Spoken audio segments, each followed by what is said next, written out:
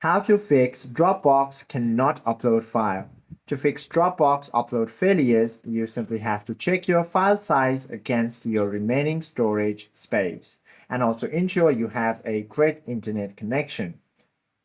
And also verify that the file name does not contain specific characters. First of all, check your storage by simply launching the application. If your account has enough space for the file, then proceed to check the file name. Remove the forbidden characters like slash, question mark, or even stars and so. Then close the file. Ensure the file is not currently open in another application on your computer as well. And also try clearing the cache of your application. Minimize the application or simply remove it from the use.